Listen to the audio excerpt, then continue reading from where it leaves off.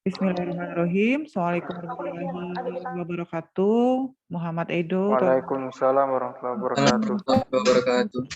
Waalaikumsalam warahmatullahi wabarakatuh. Oke ya, jadi hari ini kita akan melanjutkan kuliah riset operasional yang ke-11 ya. Materi kita hari ini terkait dengan fungsi integer. Jadi dalam riset operasional itu ada beberapa metode yang bisa dipakai ketika kita melakukan optimalisasi. Apa suara saya terdengar jelas? Ya Bu, Oke ya. Jadi hari ini, oke baik. Terima kasih. Hari ini kita akan masuk dengan materi terkait dengan integer programming. Jadi namanya integer programming. Integer programming itu adalah perluasan dari linear programming. Jadi adik-adik mahasiswa, saya yakin di awal sudah banyak sekali belajar optimalisasi untuk model linear programming. Nah, hari ini kita akan mempelajari perluasan dari metode linear programming. Jadi 2 minggu, kalau di jadwal saya plot 2 minggu untuk hari ini dan minggu depan ya. Nah, apa itu integer programming? Integer programming itu adalah suatu metode optimalisasi di mana nanti hasil optimalnya itu tidak dalam bentuk bilangan pecahan. Jadi dia nanti bilangan bulat hasilnya. Kenapa? Karena terkadang ketika kita melakukan optimalisasi, ada produk-produk ya, jadi ada produk-produk yang dihasilkan tidak bisa dalam bentuk pecahan. Misalnya kalau yang dihasilkan adalah sapi gitu ya, mobil misalnya, atau rumah, itu tidak bisa setengah rumah, tidak bisa 2,3 rumah, tetapi harus utuh 3 rumah atau 2 rumah, seperti itu. Nah, atau sapi kita bicara, mau bikin peternakan sapi, maka tidak mungkin hasilnya 2,6 sapi gitu ya, jadi dia harus utuh. Maka untuk kasus-kasus di mana kita harus menghasilkan optimalisasi dalam bentuk bilangan bulat, maka kita akan gunakan integer programming. Bisa ikutin sampai sini? Ya, jadi karena integer programming itu adalah perluasan dari linear programming, maka tentu saja kita harus selesai dulu dengan linear programming. Jadi dengan kata lain, integer programming itu tidak bisa dilakukan jika optimalisasi LP-nya belum dilakukan. Jadi harus selesai dulu optimalisasi dengan linear programming, baru nanti kita lanjutkan dengan integernya, seperti itu ya. Jadi saya share screen dulu. Nah, ini adalah materi kita hari ini, integer ya, integer programming model ya, atau ada yang menyebut integer linear programming, itu sama ya. Jadi kondisi di mana nanti hasil optimalnya itu bentuknya bilangan bulat bukan bilangan pecahan. Nah, karena integer ini adalah perluasan dari linear programming, maka fungsi tujuan dan fungsi kendalanya tuh tidak berbeda, sama. Jadi fungsi kendala dan fungsi tujuannya tuh sama. Jadi ada, kalau kita lihat di sini, ini adalah fungsi tujuan. Fungsi tujuannya bisa maksimum, bisa minimum, maksimum Z atau minimum Z. Kemudian subjek to ini adalah fungsi kendala. Fungsi kendala, kemudian ini adalah kendala non negatif ya. Salah satu asumsi yang diminta di dalam linear programming itu adalah non negatif. Ini kendala non negatif. Apa yang membedakan? Yang membedakan kita hanya menambahkan kendala bahwa XJ itu integer untuk beberapa atau semua. Artinya nanti model linear programming yang kita optimalisasi itu X-nya boleh semua integer atau hanya 1 atau 2 saja yang integer. Some or all. Jadi beberapa atau boleh semua. Jadi kita hanya menambahkan statement ini bahwa kita pingin X yang dihasilkan itu bilangan bulat atau integer. Bisa ikutin sampai sini? Bisa ya? Bisa? Bisa, Bu. Oke. Iya, Nah, bisa, Bu.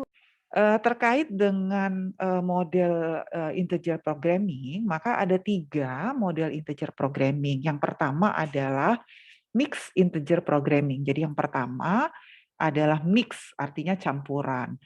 Apa maksud campuran? Maksudnya nanti di model optimalisasi kita itu X-nya ada yang integer, ada yang tidak. Ya, jadi tidak semua atau tidak semua variabel keputusan itu integer, hanya 1 atau 2. Tetapi ada yang disebut dengan pure integer programming. Kalau pure integer programming itu artinya semua variabelnya integer. Ya, kalau dia pure, maka semua variabelnya integer. Ada lagi yang disebut dengan binary decision atau binary integer. Ini sama ya, ini satu, ini sama. Ada binary integer programming. Kalau binary, dia artinya hasilnya antara 0 dan 1. Kalau seandainya X1 sudah dihasilkan, X2 tidak dihasilkan. Kira-kira begitu. Jadi ada mix, saya ulangi, ada mix integer programming, ada pure integer programming, dan ada binary integer programming. Ya. Nah, apa yang membedakan kalau kita dari sisi matematis ya, dari sisi matematis modelingnya? Sebetulnya tadi saya sampaikan model integer programming itu sama gitu ya, artinya sama dengan LP, tidak banyak berbeda. Apa yang membedakan ini? Jadi disampaikan bahwa maksimumnya sama, misalnya model ini. Kalau pure integer, ini model maksimum Z, subject to, kendala. Karena dia minta pure integer, maka di sini ada informasi bahwa ada syarat X1 dan X2 integer. Kalau kalau mix bagaimana? Kalau mix kita hanya minta misalnya X1-nya saja integer karena salah satu saja. Atau kalau kita bicara binary 01 IP model integer, maka nanti X1 dan X2-nya itu nilainya 0 atau 1, dihasilkan atau tidak dihasilkan. Ya. Jadi integer itu tidak menambah, sebetulnya dalam konteks model awal dia tidak menambah kendala. Jadi sama dengan kendala linear programming, tetapi setelah mencapai optimal baru kita iterasi lanjutan. Nah, iterasi lanjutan itulah yang nanti akan menentukan variabel optimal yang dihasilkan itu dalam bentuk bilangan integer ya. Oke. Zakaria, silakan diaktifkan speakernya Zakaria. Ya, Bu. Oke, jadi Zakaria integer tadi apa Zakaria? Integer itu terusan dari linear programming, Bu, atau untuk menghitung bilangan bulat, bukan pecahan. Bukan bulan ya, oke. Kalau pure, oke. Has to silakan. Has to kalau pure integer, gimana kalau kondisinya kalau pure integer? Has to kalau pure integer tadi seperti apa kalau pure?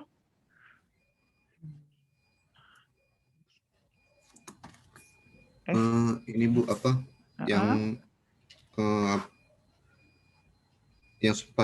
yang variabelnya semuanya integer Bu, jadi tidak ada variabel campuran. Iya, oke, betul. Ya, jadi kalau dia pure berarti semua variabel optimal yang dihasilkan itu adalah bilangan integer. Nah, why study integer programming? Tadi saya sudah sampaikan situasinya, kenapa kita memerlukan analisis lanjutan dalam bentuk bilangan integer. Nah, ada 3 metode, sebetulnya ada 4 metode ya yang dipakai ketika kita mau menghasilkan optimalisasi yang hasilnya adalah bilangan integer. Yang paling gampang kita bisa gunakan metode kurva atau curve method ya.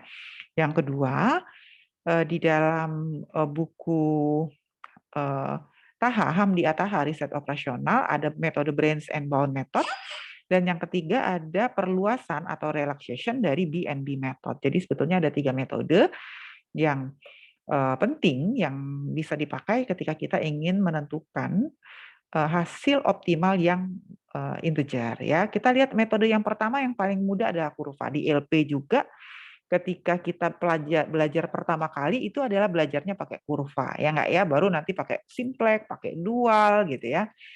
Nah, metode yang pertama adalah menggunakan kurva. Ini ada contoh soal. Contoh soal misalnya maksimum 3x1 ditambah 2x2, subject to 3x1 ditambah x2 lebih kecil dari 9, X1 ditambah 3X2 lebih kecil dari 7, dan min X1 ditambah X2 lebih kecil dari 1.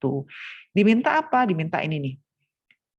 X1 dan X2 semuanya lebih besar dari 0. Kalau semuanya lebih besar dari 0, ini adalah kendala non-negatif ya. Syarat keharusan untuk model linear programming itu kendala non-negatif. Dan yang kedua, lihat ini ada tulisan. Dia minta X1 dan X2-nya integer. Ya. Kalau di LP pakai kurva apa dulu yang harus dilakukan? Ingat nggak coba? Anissa Septiana. Anissa, silakan Anissa. Ya, Bu. Anissa, kalau di LP setelah ada fungsi tujuan, ada fungsi kendala, itu apa lagi yang harus dilakukan? Menentukan positif sama negatifnya, Bu. Maksudnya menentukan titik potong Potong dengan sumbu X dengan sumber X dan Y. dan Y. Maksudnya begitu ya, bukan menentukan positif negatif ya. Pertama, kurvanya yang harus dilakukan pertama kali adalah menggambar fungsi kendala. Ya enggak? Ya, menggambar fungsi kendala. Nah, kalau mau menggambar fungsi kendala, yang harus kita lakukan adalah mencari titik potong setiap kendala ya dengan sumbu X dan sumbu Y. Ya, Rahayu bisa ngikutin Rahayu? Bisa, Bu. Bisa ya. Oke. Jadi cari titik dari 3 kendala ini, kita cari titik potongnya dengan sumbu X dan sumbu Y. Itu sudah saya yakin sudah berulang kali diajarin sama Pak Mariadi. Kalau yang pertama misalnya 3x1 ditambah x2 lebih kecil dari 9, maka nanti x1-nya 0, nanti dapat x2. Yang kedua x2-nya 0, dapat titik potong dengan sumbu X. Begitu ya Zakaria, betul nggak? Iya, Bu. Oke. Sehingga nanti, jadi saya nggak ajarin lagi, saya nggak perlu ajarin lagi kan titik potong dengan sumbu X, titik potong dengan sumbu Y, enggak ya? Nanti dapat kurvanya seperti ini. Masih ingat nggak kira-kira? Ya, jadi dapat kurva titik potong. Ini adalah kurva yang X1 ditambah 3x2 lebih kecil dari 7. Yang ini adalah kurva 3x1 ditambah x2 lebih kecil dari 7 dan yang ini adalah kurva min x1 ditambah x2 lebih kecil dari 1. Setelah kita gambar kurvanya kan kata Pak Mariadi itu diarsir-arsir gitu ya. Ini arsirnya yang ke sini ya enggak karena dia lebih kecil ya, betul? Begitu? Betul nggak? Ya, betul, Bu. Betul ya.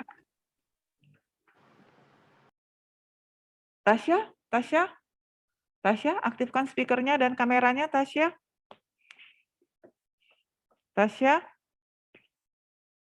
mana? Weni Anggraini? Weni? Oke, Weni. Kalau garis yang ini ya, nih ya, yang 3x1, arsirnya ke kiri atau ke kanan, Wen?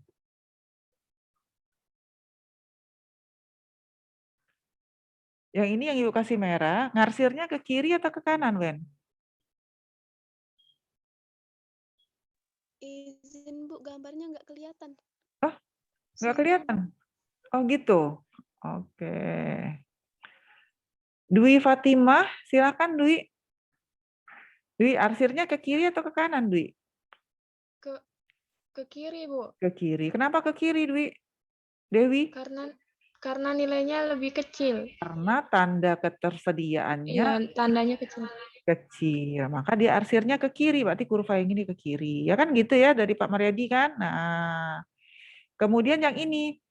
Nah, ini yang ini dia min X1 ditambah X2 lebih kecil dari 1. Tetapi di sini ada min, jadi dia terbalik ngarsirnya. Tidak ke kiri, tetapi justru ke kanan. Nah, sehingga yang hijau, yang warna hijau inilah daerah optimal. Kan gitu ya kata Pak Mariadi, Femi. Betul, Femi? Femi? Femi bisa lihat?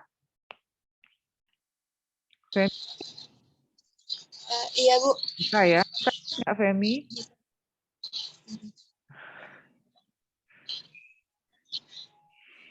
Oke ya. Nah, jadi selanjutnya apa lagi yang harus kita lakukan setelah kita tentukan? Ini kan yang hijau ini berarti wilayah optimal kalau menurut Pak Mariadi. Fajrul, apalagi selanjutnya yang harus kita lakukan kalau dari sisi LP-nya? Fajrul, silakan Fajrul. Mana nih Fajrul? Ini langsung menghilang tadi padahal. Fajrul? Cindy? Cindy, selanjutnya apalagi yang mau kita lakukan? Cindy Alvisa? Silakan Cindy. Menentukan nilai dari maksimalnya itu, Bu. Berapa nilai X1-nya, X2-nya. Bagaimana caranya?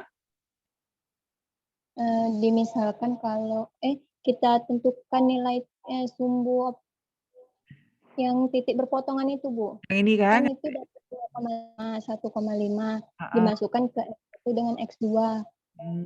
Oke, bukan. Sekarang Tadi kan kita baru gambar nih, kita kan belum tahu nih sekarang titik optimalnya. Ini kan kebetulan di gambar saya ini udah saya tulis optimalnya di sini. Berarti langkah selanjutnya setelah kita punya wilayah optimal, apalagi yang harus dilakukan? Coba Tri Novitasari. Setelah ada wilayah optimal, apalagi yang harus kita lakukan? Menentukan titik. Titik potong yang itu Bu maksimum. Nah, titik potong, jadi menentukan titik potong yang garis-garis yang pertemuannya ini. Nanti baru cari maksimumnya di mana. Di sepanjang wilayah arsir itu titik.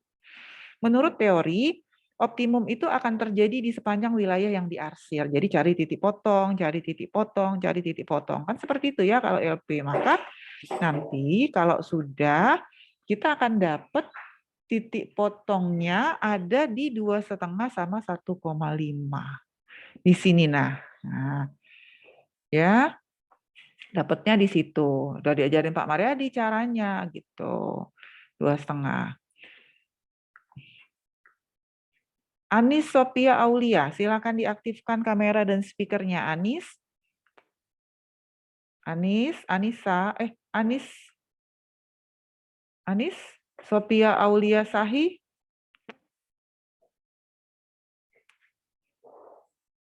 Anis nggak ada di kelas? Oke ya, banyak yang nggak ada di kelas ya. Nanti akan kelihatan dari absen di Zoom-nya, siapa yang masuk jam berapa, siapa keluar jam berapa ya. Oke, nah artinya apa? Hasil optimal yang kita dapat itu sebetulnya belum integer. Jadi kita dapat X1-nya 2,5, X2-nya 1,5, Z-nya, Z maksimumnya 10,5. Z-nya sebetulnya sudah maksimum, tapi X1 dan X2-nya belum integer. Karena itu kita harus lanjutkan supaya dia jadi integer. Bagaimana caranya supaya dia jadi integer? Ya, sebetulnya ada cara dengan metode kurva kita bisa menentukan cara yang paling mudah gitu ya. Caranya bagaimana? Ini kan di sepanjang kurva ini, di sepanjang garis, di sepanjang bidang yang diarsir, itu sebetulnya ada berbagai titik ya. Misalnya kalau saya bawa titik ini ke sini, ini kan ada titik misalnya di sini, kalau ini adalah 30 ya enggak? Ada 20, ini 20, di sini 10. Di sepanjang yang diarsir ya, karena kan secara teori optimalisasi itu akan terjadi di sepanjang wilayah yang diarsir. Di sini ada 11. Lalu kalau saya tarik lagi ke kanan, di sini ada 21. Paham nggak sampai sini? Paham nggak? Jadi kan di sepanjang ini, di atas saya tarik lagi dari 2, maka ada di sini titiknya 1, 2. Saya tarik lagi ke sini, ketemunya 2, 2. Ya nggak? Jadi di sepanjang ini ada berbagai kombinasi yang optimal. Tinggal kita cari mana yang integer dan menghasilkan nilai Z paling tinggi. Maka akan ada berbagai kombinasi titik-titik tadi. Kalau kita kumpulin tadi titik pertama 0, 0 di titik awal. Z-nya 0. Kalau X1-nya 1, X2-nya 0, maka Z-nya 3. Kalau X2-nya 2, X1-nya 2, X2-nya 0, maka Z-nya 6. Kalau X1-nya 3, X2-nya 0, maka 9. Terus tadi ada berbagai kombinasi kan, ada 1, 1, ada 2, 1, ada 1, 2. Tetapi yang mana yang kita pilih? Yang kita pilih yang dua-duanya integer, berarti 3, 0. Kenapa? Karena Z-nya paling tinggi. Oke. Anissa Septiana. Anissa Septiana. Oke. Anissa, kenapa kita pilih 3-0 tadi, Anissa? Maaf Bu, kurang mengerti. Kurang mengerti. Oke. Ada yang bisa membantu menjelaskan? Silakan. Tasya Kamila, bisa Tasya? Silakan Tasya. Silakan Tasya Kamila. Ayo Tasya. Tasya, ada di kelas nggak? Tasya, kenapa kita pilih 3-0 tadi, Tasya?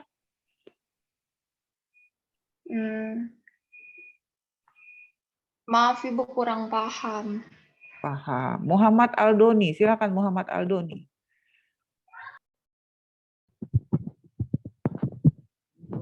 Silakan Muhammad Aldoni, kenapa kita ngambil 30 tadi? Karena semuanya integer, Bu. Karena Sama semuanya- nilai Z-nya itu terbesar. Oke, terima kasih. Rahmat Ilahi, silakan diaktifkan Rahmat Ilahi. Iya, Bu. Ya, Rahmat, ini kombinasi X1 sama X2, misalnya yang pertama 0, 0, 1, 0, 2, 0, itu dapat dari mana ya Rahmat ya? Yang 1-0 itu ya, Bu? Gimana? Kurang paham, Bu. Kurang paham. Windy Lestari, silakan Windy. Dapat dari mana tadi Windy?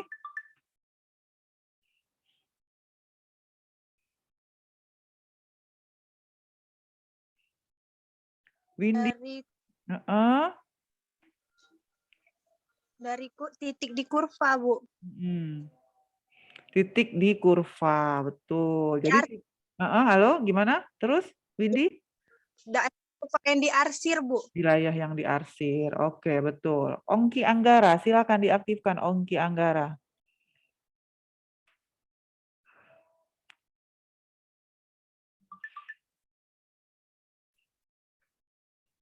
Silakan Ongki.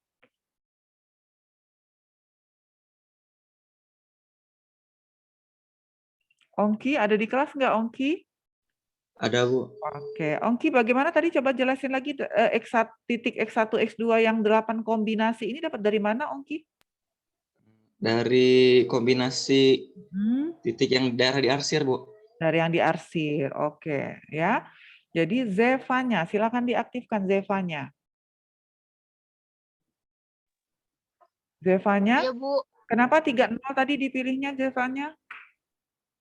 Karena titik yang diarsir paling optimal, Bu. Apa maksud optimalnya? Karena hasilnya apa? Bu? Ya, kenapa? Kenapa? Coba. Karena hasilnya itu mengenai titik, Bu. Apa? Diarsirnya tuh dikena semua. Kena semua, oke. Terus Tony Wijaya, silakan Tony Wijaya. Roni Wijaya, Roni Triwijaya, silakan. Roni, kenapa kita pilih 30, Roni? Karena nilai terbesar, Bu. Apa yang besar? Apanya yang paling besar? Apanya yang terbesar? Apanya yang Garisnya, terbesar? Bu. Kok garisnya? Yang diarsir. Bukan. Apa yang terbesar? Z ini apa Z ini? Oh, nilai Z-nya, Bu. Atau 9. Nilai Z-nya 9. Nilai Z itu apa sih? Z itu apa sih maksudnya dalam linear programming? Nadia Putri Liansa. Maaf, Bu. Ya, Nadia, ya nggak apa-apa. Nadia Putri Liansa, silakan Nadia. Nadia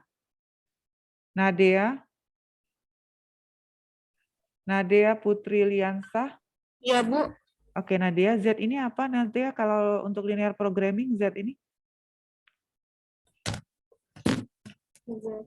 Fungsi. Kan di linear programming itu ada 2 fungsi. Fungsi apa?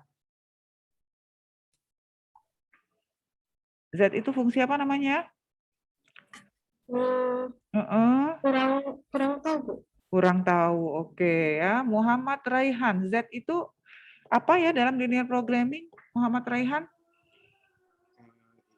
Kurang tahu juga, Bu. Kurang tahu juga, oke. Kalau begitu berarti nanti besok ada kuis ya. Nanti saya siapin kuis jam 5 sore, bisa diakses sampai 24 jam besoknya. Ya. Nanti silakan dikerjakan kuisnya karena saya akan review. Ya, banyak yang nggak tahu. Ini juga pesertanya cuma 78. Berarti ada sekitar 20 lebih yang nggak kuliah. Ya, jadi metode pertama itu adalah metode di mana kita menentukan wilayah atau menentukan titik integer itu menggunakan titik-titik yang ada di kurva. Ya, jadi adanya titik ini titiknya tadi kan. Kalau yang ini 0, 1, ini 1, 0, 2, 2, 0, 3, 0. Kalau yang ini berarti kan 2 sama 1. Kalau yang ini kan berarti 1 sama 1. Kalau yang ini 1 dengan 2. Nah, kalau dari hasil kita petakan tadi, yang paling tinggi itu yang 30, karena dia menghasilkan Z9. Z itu apa? Z itu adalah fungsi tujuan yang kita ingin capai, maksimum. Jadi tujuannya adalah misalnya maksimum keuntungan, maka yang diambil adalah yang paling tinggi karena maksimum. Tetapi nanti kalau LP juga bisa minimum kan kata Pak Mariadi, maka ketika dia minimum justru kita ambil nanti yang paling minimum kalau tujuannya minimum. Tapi untuk kasus yang kita bahas ini, dia tujuannya maksimum, maka yang diambil adalah 9. Jadi dalam linear programming itu ada 2 fungsi. Fungsi pertama adalah fungsi tujuan, fungsi kedua adalah fungsi kendala. Kendala itu menunjukkan ketersediaan sumber daya dan bagaimana nanti alokasi sumber dayanya. Oke, yang kedua adalah metode branch and bound. Metode branch and bound ini adalah berarti metode dengan cabang dan titik gitu ya, cabang dan bulatan-bulatan itu. Saya langsung ke soal aja. Nah, ini adalah contoh pertama adalah metode branch and bound. Ya, misalnya tadi saya sudah bilang bahwa kalau kita melakukan analisis dengan menggunakan fungsi integer, maka terlebih dahulu fungsi LP-nya harus selesai. Kalau LP-nya tidak selesai, maka kita tidak bisa lakukan analisis integer. Nah, ini yang atas, ini adalah fungsi LP-nya. Ini adalah LP-nya nih, ini baru LP-nya. Ya, baru linear programming-nya. Maka kita maunya dua-duanya integer, tetapi ini dua-duanya tidak integer. Nah, tinggal kita yang putuskan. Mau mengintegerkan yang mana dulu? Misalnya kita mau putuskan mengintegerkan yang X1 dulu. Misalnya ya, kita mau mengintegerkan yang X1 dulu, maka yang kita lakukan, coba lihat. X1 itu nilainya 0,8. Ya, maka kalau mau dijadikan bilangan integer, dia bisa menjadi 0 atau jadi 1. Jadi nggak mungkin kalau nanti hasilnya 0,8, dia nggak mungkin integernya jadi 2, gitu loh, kira-kira gitu. Jadi kalau dia 0,8, kita peluang untuk mengintegerkannya itu menjadi X1 sama dengan 0 atau X2 sama dengan 1. Lihat, ini adalah X1 lebih kecil sama dengan 0, dan ini adalah X1 lebih besar sama dengan 0. Apa yang menjadi keputusan kita? Ketika kita memutuskan X1 sama dengan 0, ya, berarti kan dia turun ya ke bawah kan, awalnya 0,8. Jadi 0 itu dia turun. Maka X2-nya kita naikkan, X2-nya 2,4. Maka kalau X1-nya turun jadi 0, X2-nya jadi 3. Nah, ya, kebalikannya, kalau misalnya kita jadikan X1-nya naik ke atas jadi 1, ya, jadi 1, maka X2-nya kita turunin jadi 2. Nah, kira-kira gitu. Jadi kalau branch and bound itu langsung naik atau turun saja, ya. Atau kita balik, misalnya kalau yang pertama ini yang mau kita integerkan duluan adalah X1. Nggak mau Bu, saya mau integerkan duluan yang X2. Kita coba yang X2. X2 itu nilainya 2,4. Aduh, X2 itu nilainya 2,4 ya. 2,4. Maka berarti dia bisa menjadi 3 atau turun menjadi 2 ya. Jadi 2 atau 3. Ketika X2-nya jadi 2, berarti kan turun dia. Harusnya 2,4 jadi 2, maka X1-nya naik. X1-nya 0,8 jadi 1. Ketika X2-nya 3, maka dia kan naik nih dari 2,4. Maka X1-nya turun menjadi 0. Itu metode yang kedua atau metode branch and bound method. Silahkan jika ada yang ingin ditanyakan terkait metode kedua. Silakan. Izin bertanya, Bu. Ya, silakan, Citra. Rentangnya itu kalau yang 0,8 dari 0 ke 1, terus kalau yang 2,4 itu 2 dan 3. Artinya kalau misal 3,2 misalnya, berarti itu rentangnya di 2 dan 4 ya, Bu? Enggak, kalau 3,2 turunnya berapa? 3,2. 3 dan 3,2. Kalau 3,2, 3,2. Ini nilai terendahnya berapa untuk menjadi integer? 3 dong, 3 dong. Iya. Dan 4, Bu. 3 dan 4. Dan 4 kan, Bu? Iya, betul. Tadi Citra nyebutnya 2. Oh, 2 ya? Iya. Oke. Tapi yang ingetnya 3, Bu. Iya. Artinya kayak di batasan apa ya, tengah-tengah itu kan Bu, tengah-tengah nilai dari Nilai yang batas mau atas, kita integerkan. jadi nilai batas atas sama nilai batas bawah yang integernya. Jadi kalau 3,2 dia tidak mungkin 2 dan 4. Kalau 3,2 berarti 3 sama 4 seperti itu. 4. Ya. Ya, Berarti jadi kalau misal 5,3 berarti itu 5 dan 6 seperti itu ya, ya, Bu. betul. Iya, seperti itu. Makasih, Jadi Bu. yang metode yang ini sebetulnya lebih mudah gitu ya. Tetapi kalau dalam konteks analisis tingkat ketelitiannya rendah seperti itu. Maka ada metode yang lebih rumit lagi sebetulnya. Ini adalah perluasan atau relaxation dari metode branch and bound tadi. Tadi ada 3 metode tuh, ada metode kurva, branch and bound, dan branch and bound relaxation. Nah, ini yang relaxation. Materi ini saya ambil dari buku riset operasional Hamdi Ataha ya. Jadi nanti bisa di searching, ada kok soft copy-nya di internet. Nah, ada di buku itu. Agak lebih rumit perhitungannya karena dia menggunakan pohon ya. Jadi menggunakan pohon turunan-turunan. Misalnya gini, maksimum X adalah maksimum X sama dengan 5X1 tambah 4X2. Maka X1 ini subject to, kendalanya ada 2. Jadi ini ST ini maksudnya subject to. Jangan sampai nanti selesai dari riset operasional tidak tahu S.T itu apa, karena itu biasa penulisan umum dalam riset operasional. Jadi kalau ST itu adalah subject to, subjek ya. Dengan kendala, kalau kita Indonesia membacanya dengan kendala, tapi bahasa Inggrisnya ditulis dengan subject to gitu ya. Kendalanya ada 2, X1 dan X2 lebih kecil dari 5 sama 10X1 ditambah 6X2 lebih kecil dari 45, dan mereka minta dua-duanya integer. Maka tadi saya sudah sampaikan, kita selesaiin dulu LP-nya kan gitu, nggak bisa kalau tidak LP-nya tidak selesai. Maka kita selesaiin dulu LP-nya, kita gambar kendala pertama. Ini adalah garis kendala pertama 5X, berarti dia 5 sama 5 yang ini nih, ini yang pertama, ini garis pertama 5 sama 5 kan titik potongnya karena X1 tambah X2 5 ya. Yang ini adalah garis kendala yang kedua, 10X1 ditambah 6X2 lebih kecil dari 45 yang ini. Ini yang garis yang kedua. Udah dapat. Maka optimalnya kira-kira ada di mana? Ada di sini, ini ada di titik A ini, coba. Atau ada di B kira-kira, atau ada di C. Fajrul. Gimana Fajrul? Kira-kira biasanya kalau belajar sama Pak Mariadi biasanya ada di mana optimalnya? Di A, B, atau C?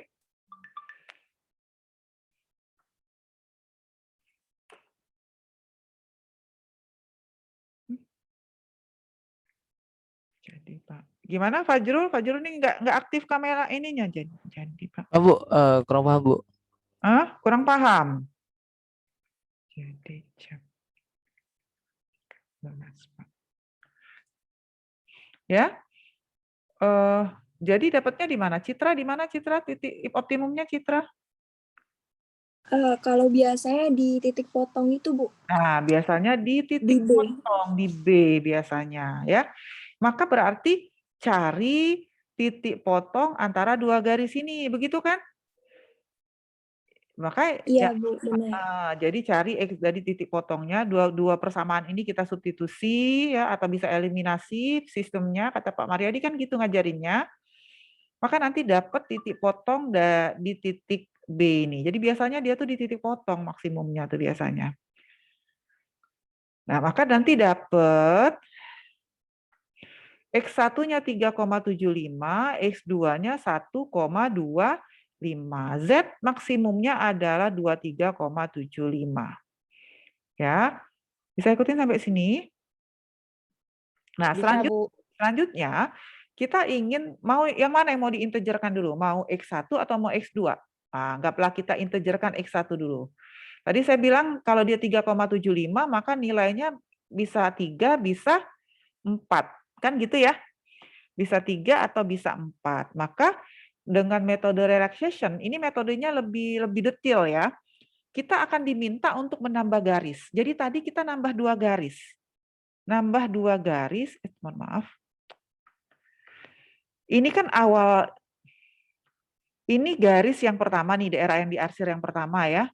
Nah, kalau kita diminta untuk menambah garis, garis tadi kan pertama X1 lebih kecil sama dengan 3, atau X1 lebih besar sama dengan 4 garisnya itu. Sesuai dengan tadi kan, kalau dia 3,75 berarti 3 sama 4.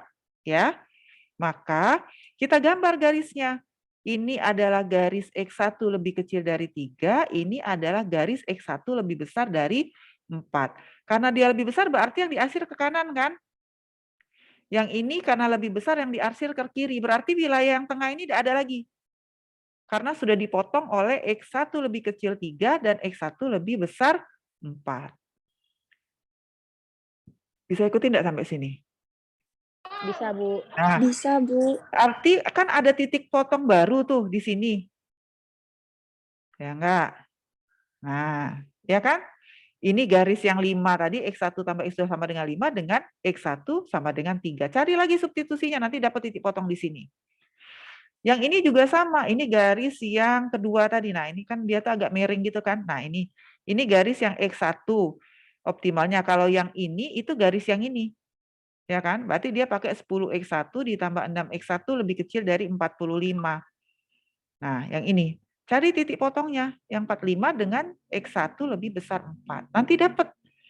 Yang ini dapat X2 baru, di sini dapat X2 baru. Lihat, cek integer enggak dia. Nanti, nah ini, nambah persamaan ya maksudnya. Nambah constraint. Nah, nanti kalau kita pakai X1 lebih besar 4, ya, atau kita pakai X3 lebih kecil 3, kalau kita masukin ke persamaan tadi, X1-nya 3, nanti dapat X2-nya tuh 2. Dia sudah integer di sini. Bisa ikutin nggak kira-kira? Bisa, Bu. Ya, sudah integer. Kalau yang ini, integer nggak? Sebetulnya kalau sudah integer di sini, kita stop aja nggak apa-apa, gitu, karena dia sudah integer. Tapi terkadang seorang peneliti itu kan nggak boleh berhenti begitu saja gitu. Kita mau cek, kira-kira kan yang dilihat itu Z maksimum ya, ini sudah maksimum belum Z-nya? Maka yang tadi kita cari X-nya, nanti dapat kalau X4 itu kita masukkan ke persamaannya, dia dapatnya X1-nya 4, X2-nya 0,83. 2,33 Z-nya. 23 lebih tinggi, tapi tidak integer. Nah, gitu. Maka kalau sudah begitu, ya, berarti yang ini harus kita integerkan. Integerkan berarti dia antara 0 dan 1. Antara 0 sama 1.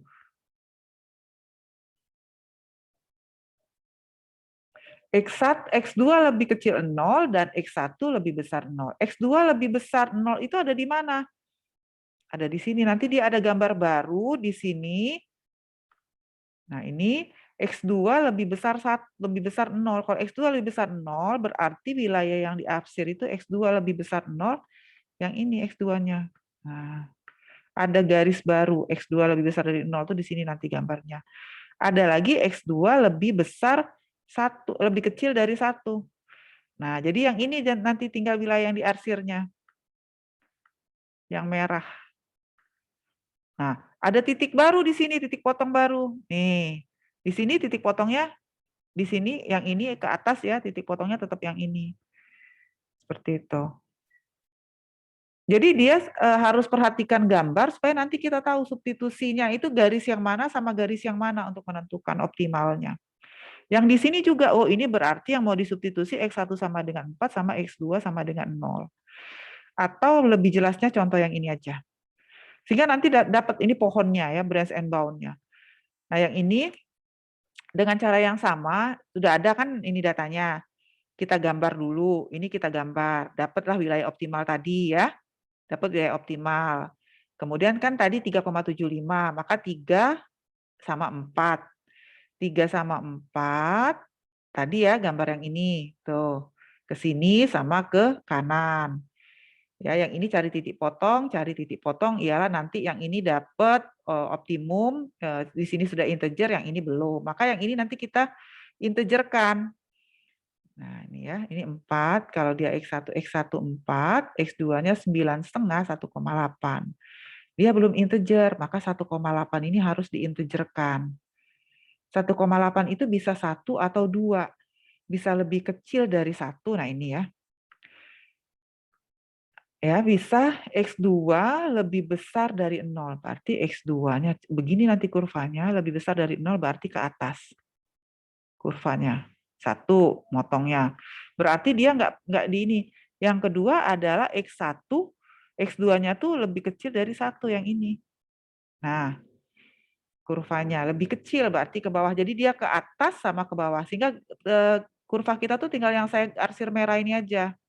Nih, sama yang ini. Nah, yang ini nggak masuk lagi yang ini. Saya kira gitu. Nah, nanti cari titik potong. Ini kan ada garis ya titik potong. Ini ada titik potong baru. Ini ada titik potong baru. Nanti ketemu. Integer kan ini sebetulnya sudah integer nih di sini. Ya, jadi dengan cara, nah nih, yang saya bilang tadi, dia ada di atas sini sama ada di bawah sini. Nah, nanti ketemu subproblemnya 4,41, dia akan ada pohon yang kita gambar. Nah, ini nanti sisa bagiannya itu seperti ini kalau kita buat. Jadi harus satu-satu. Nah, ini pohonnya. Z sama dengan 40,55, kemudian X1 yaitu 4,44, X2-nya 1. Masih tidak integer, maka X1-nya kita integerkan. Bisa 5, ya. Karena 4,55 kan bisa 5, bisa 4. Maka X2-nya 0 atau X1-nya 1. Integer dia nanti. Tapi prinsipnya bukan pakai prinsip kurva, tapi pakai prinsip, kalau pakai kurva tadi kan kita ambil titik-titiknya aja ya. Kalau ini kan ada substitusi matematiknya. Ya, nanti lebih jelas dipelajari juga di modul praktikum. Itu ada substitusi matematikanya. Ya. Sampai sini ada yang ingin ditanyakan, silahkan.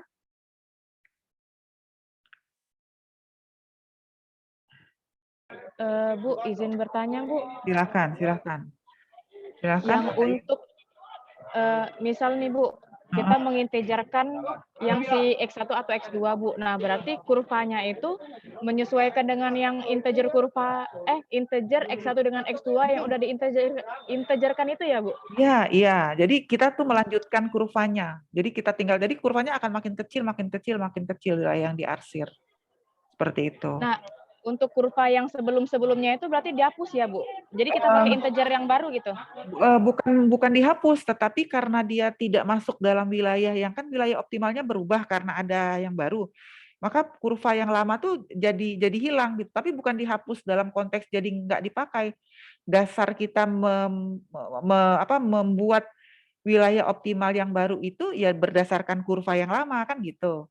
Makanya tadi kita ada beberapa tahap potongan kurva kan sebetulnya.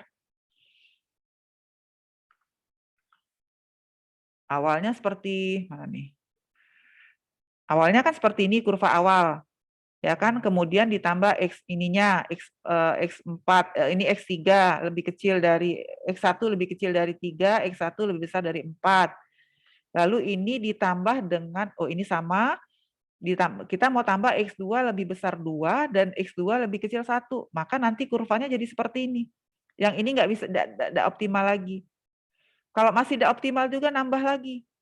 Kurvanya sampai seperti ini nanti. Nambah yang ini. Gitu. Harus dikerjakan satu-satu betul matematisnya sebetulnya. Di modul sudah saya siapkan. Nanti kita bahas lagi minggu depan ya. Ada yang ingin ditanyakan lagi silahkan. Ayo. Makasih, Bu. Sama-sama. Nah, cuma 77 orang pesertanya. Kemana yang lain?